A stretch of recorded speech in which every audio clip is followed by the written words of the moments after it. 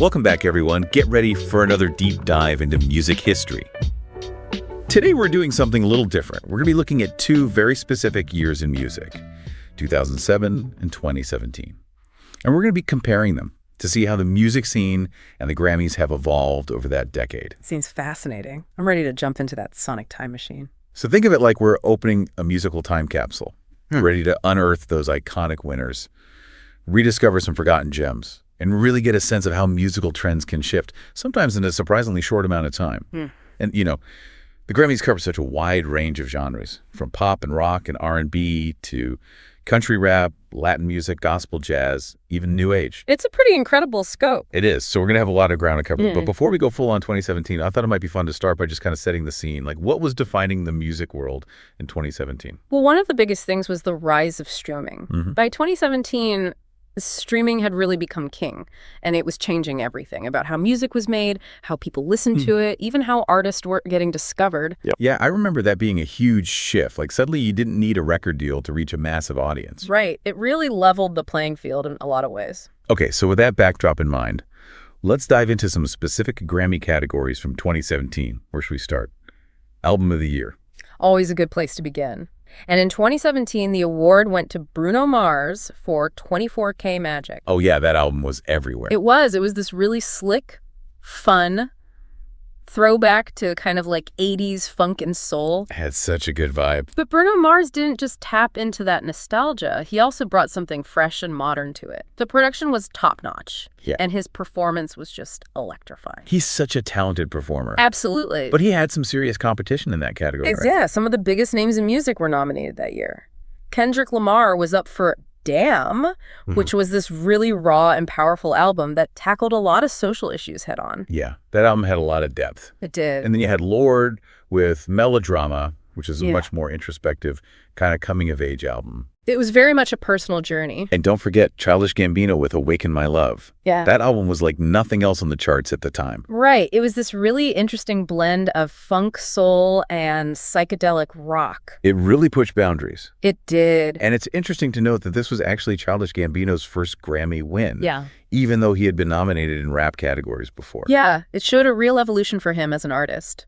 It's always cool to see how artists can reinvent themselves like that. Yeah. Okay, so Bruno Mars snagged Album of the Year, but did he also win Record of the Year? He did. 24K Magic, the title track, took home the award. That song was just inescapable, so catchy, upbeat. Oh, yeah. I still hear it on the radio sometimes, and it instantly takes me back to 2017.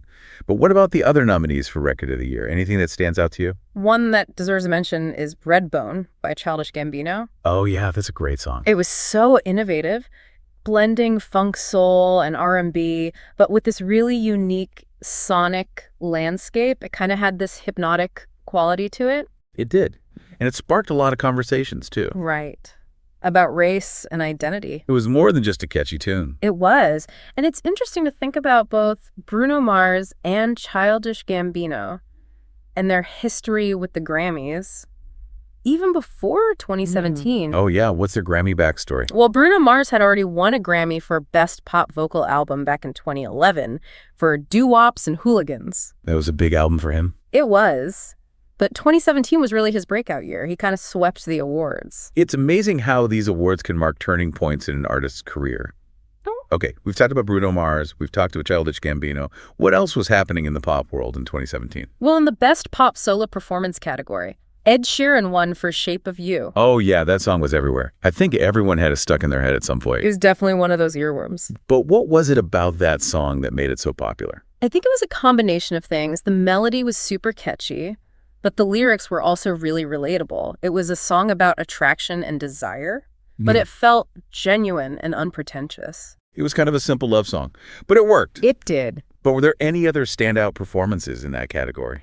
One that I think is worth mentioning is Praying by Keisha. Oh, yeah. That was a powerful song. It was. It was a deeply personal ballad for her. About overcoming adversity. And it resonated with a lot of people. Especially those who had been through similar struggles. Yeah. It showed a whole new side of Keisha's artistry. Yeah. It did. Okay, enough about pop for now. Let's switch gears and dive into the world of rap.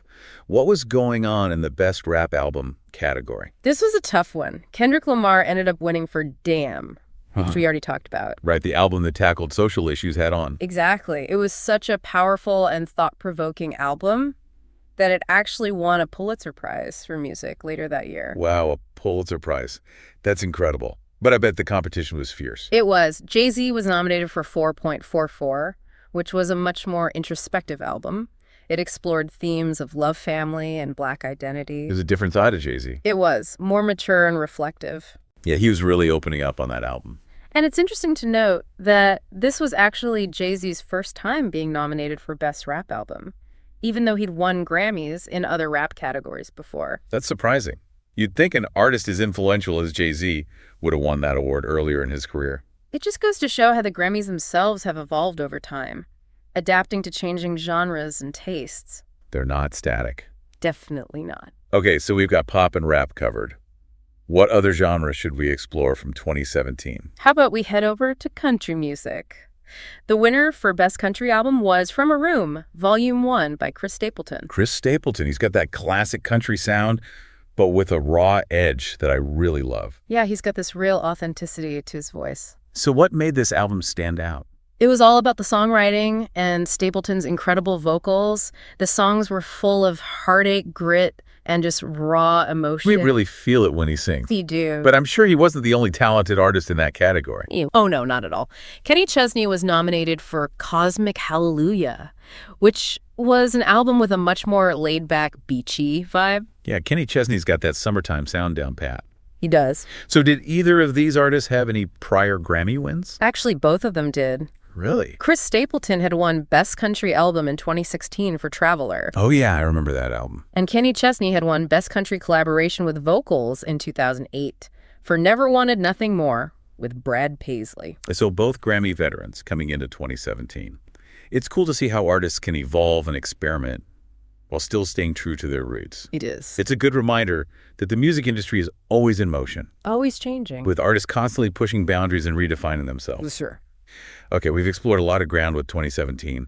Before we jump back in time to 2007, any thoughts on what stood out to you about this year in music overall? I think one of the most interesting things is you see this mix of established artists like Bruno Mars and Kendrick Lamar hitting their stride, but you also see newcomers like Chance the Rapper making a huge impact. And there's this real eclecticism in the nominations, showing how genre lines were becoming more and more blurred. It feels like 2017 was a year where artists were really challenging expectations and experimenting with new sounds. Absolutely. Now I'm really curious to see how things compare to 2007. Ready to hop in our musical time machine. Let's go. I'm ready to see what sonic treasures we uncover in 2007. I think you'll be surprised at how much things changed in just a decade.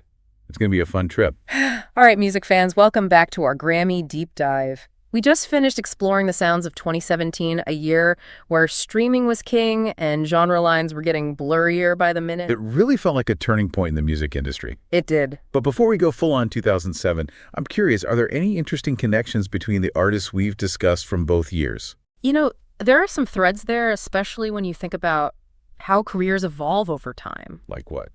Remember how both Amy Winehouse and Gnarls Barkley were first-time Grammy nominees in 2007? Yeah, they both made such a splash that year. And tragically, Amy Winehouse passed away in 2011. Yeah, that was so sad.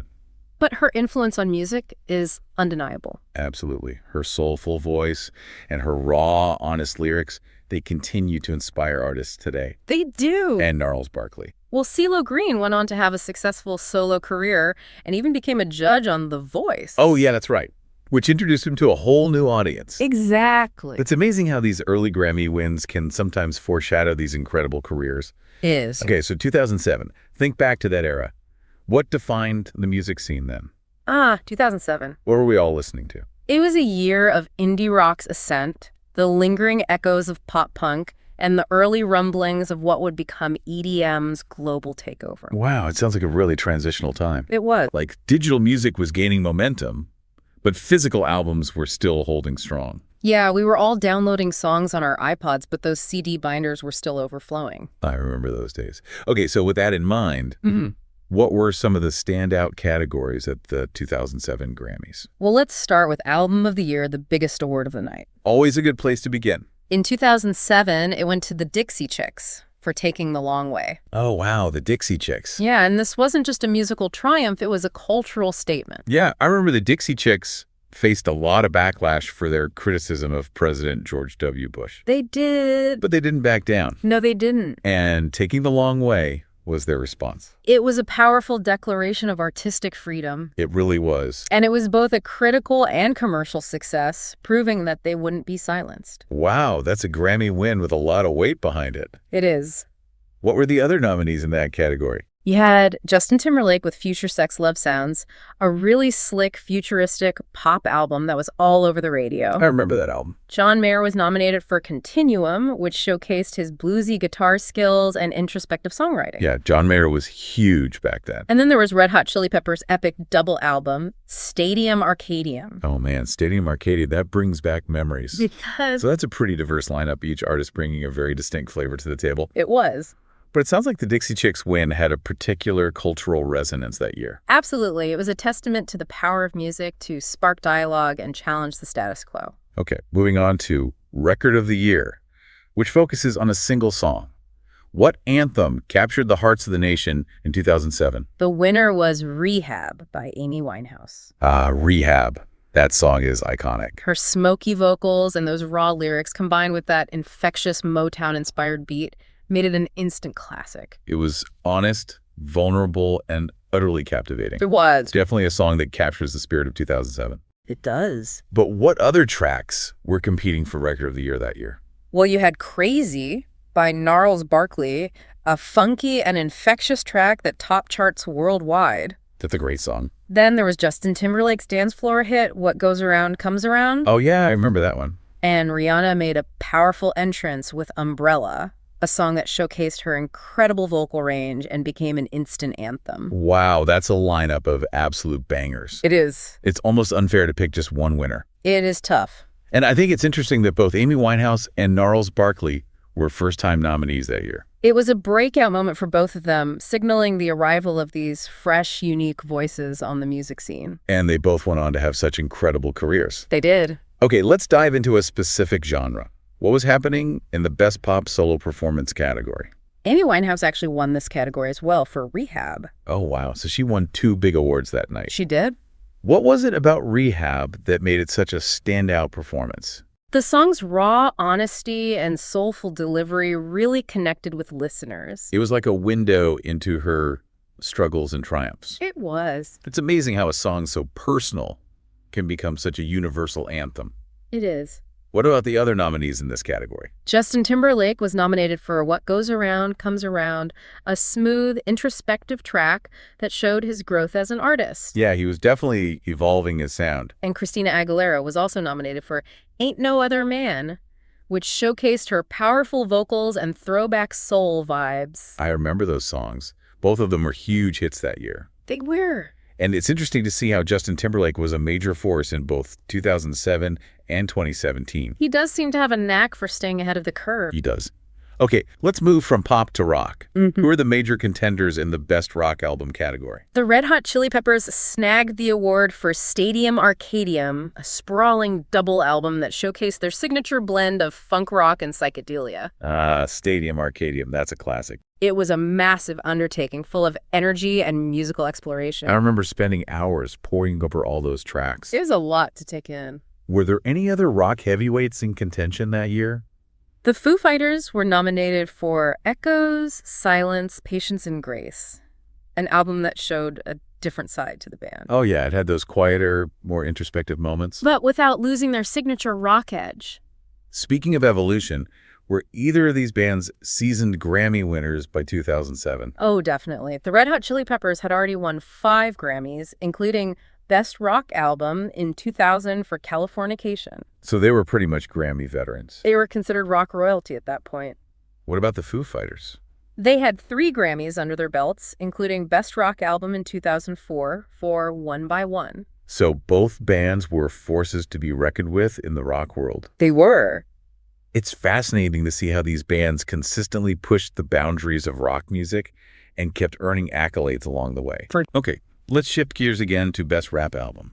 Who was making waves in hip-hop in 2007? Kanye West took home the award for Graduation, an album that blended soulful samples with his signature introspective lyrics. Oh man, Graduation, another classic. It was a departure from some of his earlier, more abrasive work, showcasing a more polished and ambitious sound. It felt like Kanye was really coming into his own as an artist with that album. He was. Who were some of the other contenders in the Best Rap Album category? Common was nominated for Finding Forever, a thought-provoking album that explored themes of love, loss, and spirituality.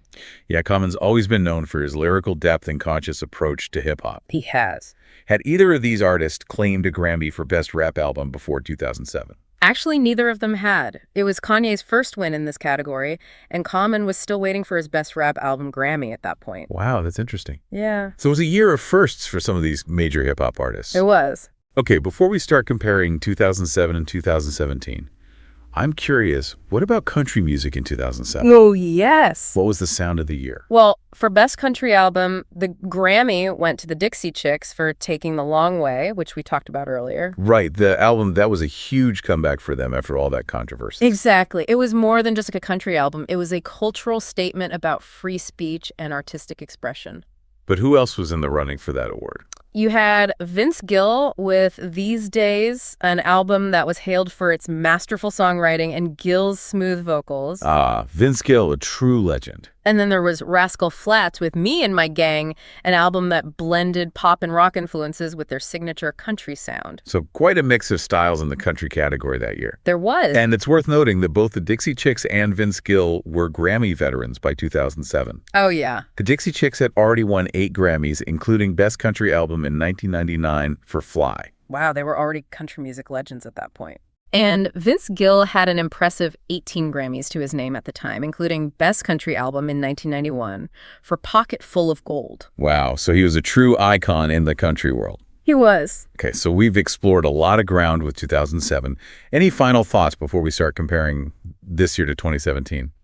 I think what strikes me is the strong sense of artistry and personal expression across the board in 2007. Yeah, I get that. A lot of the winning albums and songs were deeply personal, reflecting the artist's journeys, struggles, and perspectives. It was a year where authenticity really seemed to resonate with audiences. It did. And it's interesting to contrast that with the more polished, production-heavy sound that we often hear in today's music. It is.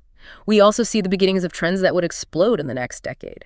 Artists like Amy Winehouse, Kanye West, and Justin Timberlake were already shaping the future sound even back then. They were trendsetters. They were. All right, music lovers, get ready for the ultimate showdown. Next up, we'll compare 2007 and 2017, exploring the similarities, the differences, and the evolution of music over these two pivotal years. Stay tuned. Okay, music fans, it's time for the final act of our Grammy Deep Dive. We've journeyed through the sounds of 2007 and 2017, unearthing those iconic winners, rediscovering some hidden gems, and really getting a sense of how music can change in just a decade. It's been quite a trip through musical history. It has. So now comes the fun part. Let's compare these 2 years. What similarities or differences jump out at you? Well, one thing that's hard to ignore is the impact of streaming. In 2007, we were all still figuring out digital music, but by 2017, streaming had taken over completely. Yeah, it changed everything. It did, from how we consume music to how artists create it. It even changed the length of songs. It's true. Like in 2007, we were used to albums with 10, 12 tracks. But by 2017, shorter, catchier songs built for playlists were starting to dominate. That's a really interesting observation. It's like technology wasn't just changing how we listen. It was actually changing the kind of music being made. That's fascinating. Yeah. But beyond streaming, what other differences stood out to you between 2007 and 2017? Well, in 2007, I feel like there was this rawness and authenticity that really resonated with people. Think about Amy Winehouse and the Dixie Chicks. They were both incredibly talented, but they also weren't afraid to be vulnerable and speak their minds. Yeah, they put it all out there. They did, and that honesty really connected with audiences. It's true. Then in 2017, it felt like there was more emphasis on production. Oh. And maybe pushing those sonic boundaries a little further. Yeah, artists like Childish Gambino and Kendrick Lamar were experimenting with sound in a way that was really exciting. And there was a lot more genre bending happening, too. Oh, definitely. Like Lorde, for example. Yes. She blended elements of pop electronica and indie rock to create this totally unique soundscape. It was like artists were starting to realize they didn't have to be confined by those traditional genre labels anymore. It was a time of real creative freedom. It's amazing to think about how much can change in the music world in just 10 years. It's true. Both 2007 and 2017 were pivotal years, each capturing a specific moment in musical history. They're like sonic time capsules, I love that analogy. giving us a glimpse into not just the music of those years, but also the conversations, the emotions, the events that shaped them. Yeah, they really capture the spirit of those times. So before we wrap up this Grammy journey, I have one last question for you. If our listeners could only check out one album from each of these years, what would you recommend? Oh, that's a tough one. So many great albums to choose from. But from 2007, I'd have to go with In Rainbows by Radiohead. It was such a groundbreaking release. They actually offered it directly to fans online with a pay-what-you-want model. Wow, that was really innovative for the time. It was. And musically, it's just a beautiful and experimental album. It still sounds fresh today. That's a great choice. What about you? What album from 2017 would you recommend? Okay, I'm going to go with Melodrama by Lorde. It's an album that perfectly captures that coming-of-age experience, with all its vulnerability and introspection. And those amazing sonic landscapes. Exactly. It's an album that speaks to a whole generation. And it continues to resonate years later. It does. Well, that's it for our Grammy Deep Dive. Thanks for joining us, everyone. We hope you enjoyed this little journey through musical history and maybe even discovered some new music along the way. And as always, keep those turntables spinning.